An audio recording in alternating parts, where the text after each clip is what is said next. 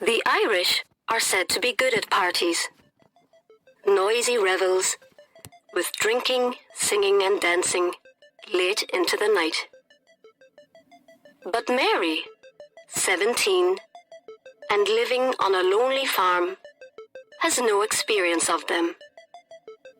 And as she cycles down the mountain road to her first party in the town, she is full of hopes and dreams and expectations.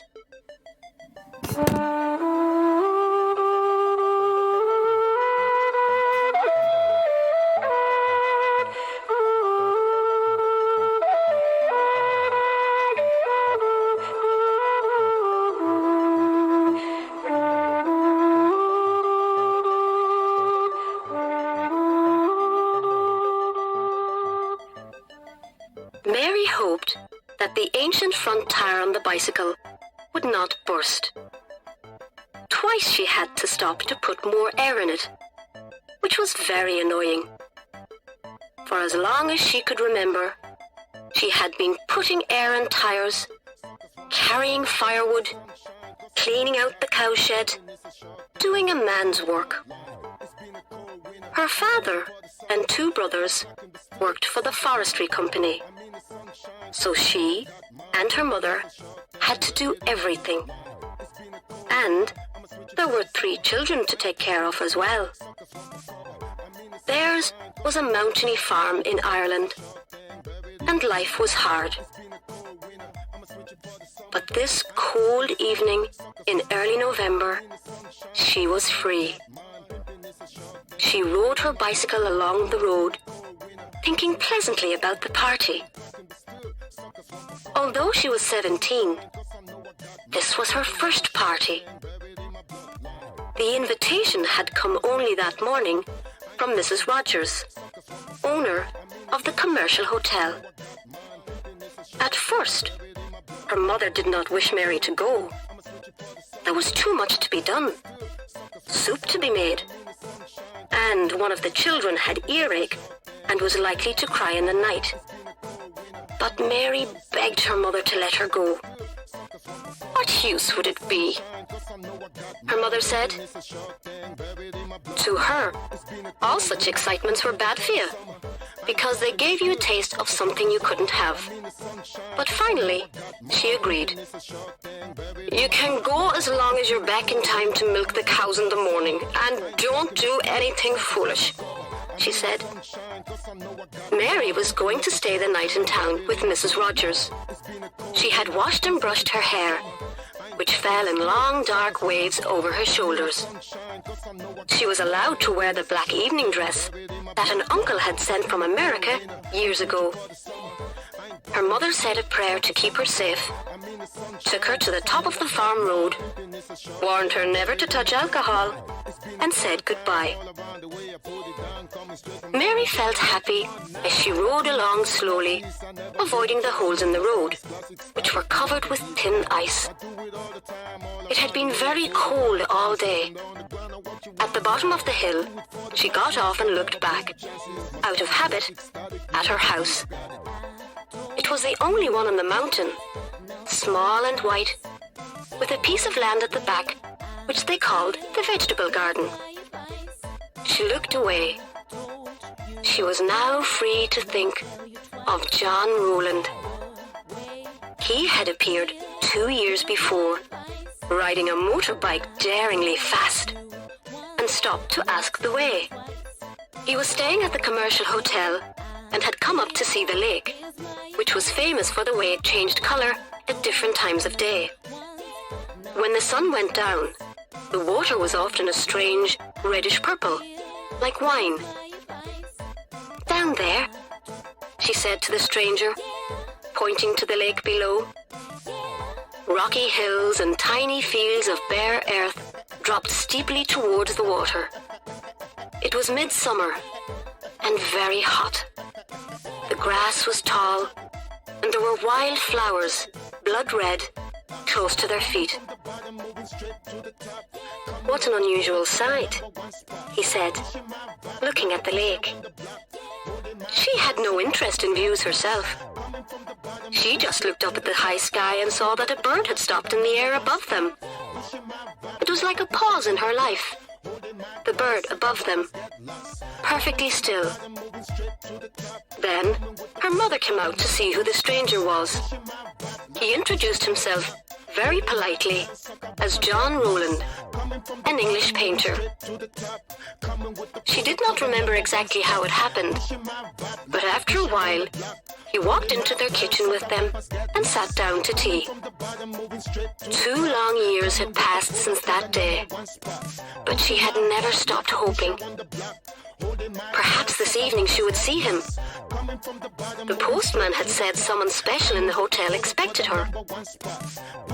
It seemed to her that her happiness somehow lit up the greyness of the cold sky, the icy fields going blue in the night, the dark windows of the small houses she passed. Suddenly, her parents were rich and cheerful. Her little sister had no earache. The kitchen fire did not smoke. Sometimes she smiled at the thought of how she would appear to him. Taller and more womanly now, in a dress that could be worn anywhere.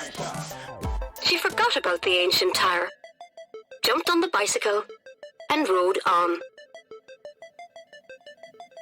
The 5 street lights were on when she entered the small town. There had been a cattle market that day, and drunken farmers with sticks were still trying to find their own cattle in dark corners of the main street. As she reached the commercial hotel, Mary heard loud conversation inside and men singing in the bar. She didn't want to go in through the front door in case someone saw her and told her father she'd gone into the public bar. So she went to the back door. It was open, but she knocked before entering. 2 girls rushed to the door. One was Doris O'Byrne. She was famous for being the only Doris in the whole town, and for the fact that one of her eyes was blue and the other dark brown. God, I thought it was someone important, she said, when she saw Mary standing there, blushing, pretty, and with a bottle of cream in her hand. Another girl. There were far too many girls in the town. Girls like Mary with matching eyes and long wavy hair. Come in or stay out, said Ethna Duggan, the second girl, to Mary. It was supposed to be a joke, but neither of the town girls liked Mary. They hated shy, mountainy people. Mary came in carrying the cream, which her mother had sent to Mrs. Rogers as a present. She put it on the table and took off her coat. The girls whispered to each other and giggled when they saw her dress. The kitchen smelt of cattle and fried food. Mrs. Rogers came in from the bar to speak to her. Mary, I'm glad you came. These 2 girls are no use at all, always giggling. Now, the first thing to do is to move the heavy furniture out of the sitting room upstairs, but not the piano. We're going to have dancing and everything. Quickly, Mary realized she was being given work to do, and she blushed with shock and disappointment. She thought of her good black dress and how her mother wouldn't even let her wear it to church on Sundays. She might tear it or dirty it.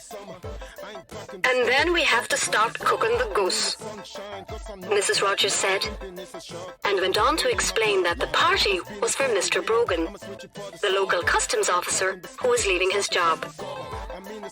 There's someone here expecting me, Mary said, trembling with the pleasure of being about to hear his name spoken by someone else.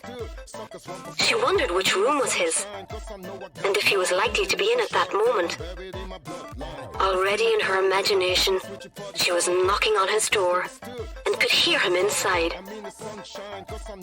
Expecting you? Mrs. Rogers said, looking puzzled for a moment. Oh, that young man from the factory was asking about you. He said he saw you at a dance once. A strange one he is. "What man?" Mary said, as she felt the happiness leaking out of her heart. But Mrs. Rogers heard the men in the bar shouting for her to refill their empty glasses, and she hurried out without replying. Upstairs, Doris and Ethna helped Mary move the heavy furniture out of the sitting room. The two town girls shared jokes with each other, giggled at Mary behind her back, and ordered her around like a servant. She dusted the piano and cleaned the floor. She'd come for a party. She wished she were at home. At least with cattle and chickens, it was clean dirt. Then, Ethna and Doris told Mary to get the glasses ready, and they went away to drink a secret bottle of beer in the bathroom. "She's crying like a baby in there," Ethna told Doris, giggling. "God, she looks an idiot in that dress," Doris said. "It's her mother's," Ethna said. "What's she crying about?" wondered Doris. She thought some boy would be here. "Do you remember that boy who stayed here the summer before last with a motorbike?" "The boy with the big nose," said Doris. "God, she'd frighten him in that dress. Her hair isn't natural either.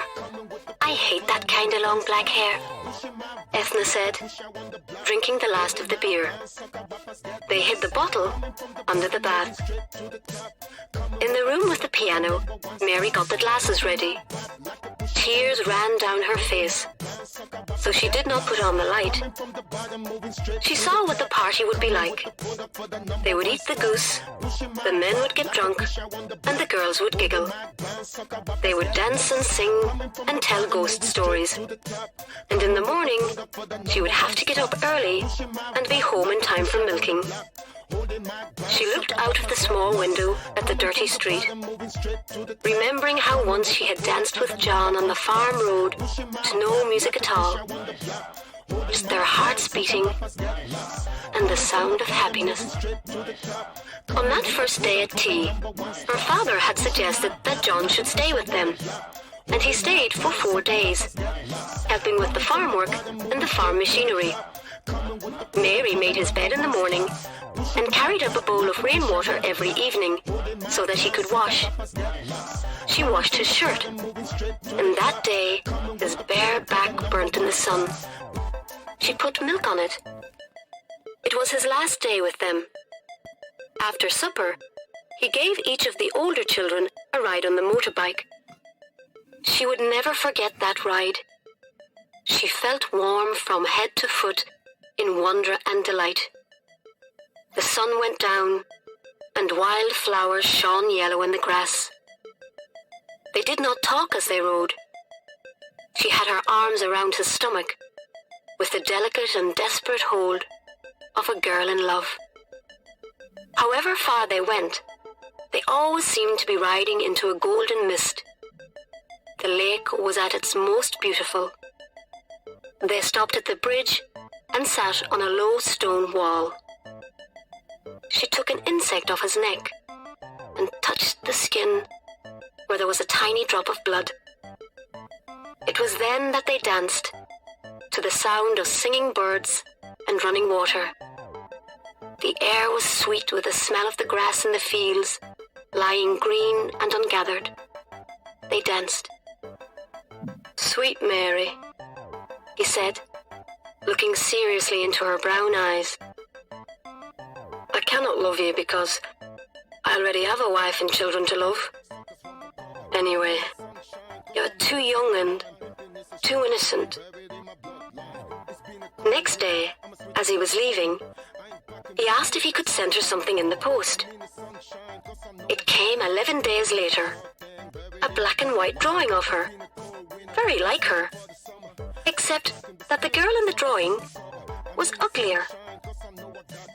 "That's no good for anything," said her mother, who had been expecting a gold bracelet or necklace. They hung it on the kitchen wall for a while, and then one day it fell down. Someone, probably her mother, used it with a brush for collecting dirt from the floor. Mary had wanted to keep it, to put it safely away in a drawer, but she was ashamed to. Her family were hard people, and it was only when someone died that they ever cried or showed much feeling. Sweet Mary, he had said. He never wrote. 2 summers passed. She had a feeling that he would come back, and at the same time, a terrible fear that he might not. In the upstairs room of the hotel, the men were taking off their jackets and sitting down to eat. The girls had carried the goose up from the kitchen, and it lay in the centre of the table.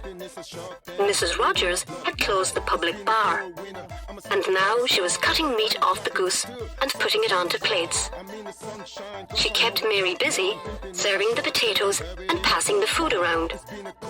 Mr. Brogan, as chief guest, was served first with the best cuts of goose. Mary was surprised that people in towns seemed so coarse. When one of the men, Hickey, tried to take her hand, she did not smile at all. She wished she were at home. She knew what her family were doing there. The boys learning their lessons, her mother baking bread, her father rolling cigarettes and talking to himself. In another hour, they'd say their prayers and go up to bed. The routine of their lives never changed. The fresh bread was always cool by morning. O'Toole, the young man who worked at the factory, had bright green eyes and hair so blonde it was almost white. "No one's offered me any food yet," he said. "A nice way to behave." "Oh, God, Mary, haven't you given Mr. O'Toole anything to eat yet?" Mrs. Rogers said, and she gave Mary a push to hurry her up. Mary gave him a large plateful, and he thanked her, saying they'd dance later. To him, she was far prettier than those good-for-nothing town girls. She was tall and thin, like himself, and he liked a simple-minded girl with long hair. Maybe later on, he'd persuade her to go into another room, and they'd have sex. She had lovely eyes when you looked into them, brown and deep. The 5th woman at the party was Crystal, the local hairdresser, who had bright red hair and who did not like the undercooked goose.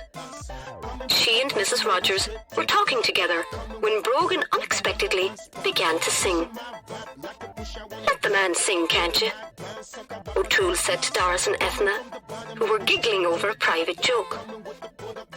Mary felt cold in her thin dress. There hadn't been a fire in that room for years, and the air had not warmed up yet.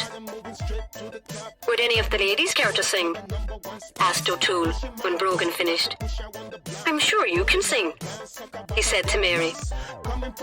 "Where she comes from, they can only just talk," Doris said. Mary blushed. She said nothing, but she felt angry. Her family ate with a knife and fork, she thought proudly, and had a cloth on the kitchen table, not a plastic one like this, and kept a tin of coffee in the cupboard in case strangers came to the door.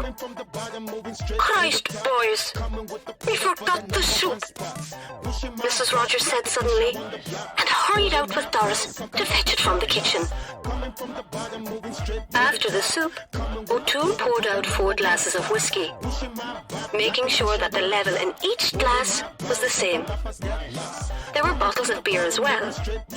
The ladies had gin and orange. "Orange for me," said Mary. But when her back was turned, O'Toole put gin in her orange. They all raised their glasses and drank to Brogan's future. Long John Salmon, the 4th man at the party, asked Brogan about his plans, and Brogan began to talk about the things he wanted to do to his house and garden. "Come on, someone tell us a joke," said Hickey after a while. He was bored with gardening talk. "I'll tell you a joke," said Long John Salmon. "Is it a funny joke?" Brogan asked. "It's about my brother Patrick," Long John Salmon said. "Not that old thing again," said Hickey and O'Toole together. "Oh, let him tell it," said Mrs. Rogers, who had never heard it. Long John Salmon told a story about his brother, who died, but came back a month later as a ghost, walking through walls and around the yard. "Ah, God, let's have a bit of music," said Hickey, who had heard that story 9 or 10 times. It had neither a beginning, a middle, nor an end. They put a record on, and O'Toole asked Mary to dance. Brogan and Mrs. Rogers were dancing too, and Crystal said that she'd dance if anyone asked her. Mary felt strange. Her head was going round and round, and in her stomach there was a nice feeling that made her want to lie back and stretch her legs, a new feeling that frightened her. O'Toole danced her right out of the room and into the cold passage beyond, where he kissed her, clumsily. Inside the room, Crystal had begun to cry, sitting at the table with her head on her arms. Gin and orange always made her cry. "Hickey, there is no happiness in life," she cried bitterly. "What happiness?" said Hickey, who was full of drink. Doris and Ethna sat on either side of Long John Salmon, talking sweetly to him. He was a strange man, but he owned a large fruit farm, and he was still single. Brogan, breathless from dancing, was now sitting down, with Mrs. Rogers sitting on his knees. The record finished, and Mary ran in from the dark passage away from O'Toole, who followed her in, laughing. O'Toole was the first to cause trouble. He became offended when Mrs. Rogers prevented him from telling a rude joke. "Think of the girls," Mrs. Rogers said. "Girls?" O'Toole said nastily. He picked up the bottle of cream and poured it over the few remaining bits of goose. "Christ, man," Hickey said, taking the bottle of cream away. Mrs. Rogers said it was time everyone went to bed, as the party seemed to be over. All the guests were staying the night at the hotel. The 4 girls were going to share one room. In the bedroom, Mary sighed. Before they could go to bed, they had to move the heavy furniture back to the sitting room. She could hear O'Toole shouting and singing in another room. There had been gin in her orange. She knew now, because she could smell it on her breath. She had broken her promise to her mother. It would bring her bad luck. "Ah, girls, girls," O'Toole said, pushing their bedroom door open. "Where's my lovely Mary? Come out here with me, Mary." "Go to bed, you're tired," Mary said. He caught her hand and started trying to drag her out of the room. She let out a cry. "I'll throw this flower pot at you if you don't leave the girl alone," Ethna called out. "Stupid cows, the lot of you," said O'Toole. But he dropped Mary's hand and took a step backwards. The girls rushed to shut the door and push a heavy chest against it to keep him out. They all got into the one big bed, 2 at the top and 2 at the bottom. Mary was glad to have the other girls with her. "I was at a party. Now I know what parties are like," she said to herself, as she tried to force herself to sleep. She heard a sound of water running, but it did not seem to be raining outside. At sunrise, she woke up. She had to get home in time for milking, so she put on her dress and shoes and went downstairs. There was a strong smell of beer. Someone, probably O'Toole, had turned on the taps in the bar, and beer had flowed out of the bar and into the kitchen. Mrs. Rogers would kill somebody. Mary picked her way carefully across the room to the door. She left without even making a cup of tea. She found her bicycle, but the front tire was flat, so she walked rapidly, pushing the bicycle. The frost lay on the sleeping windows and roofs. It had magically made the dirty streets look white and clean. She did not feel tired, but simply pleased to be outside as she breathed in the beauty of the morning. Mrs. Rogers woke at 8 and got out of Brogan's warm bed. She smelt disaster instantly and ran to call the others. The girls were made to get up and help clean the floors. Hickey, who had by then come downstairs, said what a shame it was to waste good drink. O'Toole, the guilty one, had left early. "And where's the girl in the black dress?" Hickey asked. "She ran off before we were up," Doris said. They all agreed that Mary was useless and should never have been asked. "And she was the one who encouraged O'Toole and then disappointed him, so he got angry," added Doris. "I suppose she's home by now," Hickey said. Mary was half a mile from home, sitting on the grass. "If only I had a boy, someone to love, something to hold on to," she thought, as she broke some ice with her shoe and watched the crazy pattern it made. The poor birds could get no food, as the ground was frozen hard. There was frost all over Ireland, frost on the stony fields, and on all the ugliness of the world. Walking again, she wondered if and what she would tell her mother and her brothers, and if all parties were as bad. She was at the top of the hill now, and could see her own house, like a little white box at the end of the world, waiting to receive her.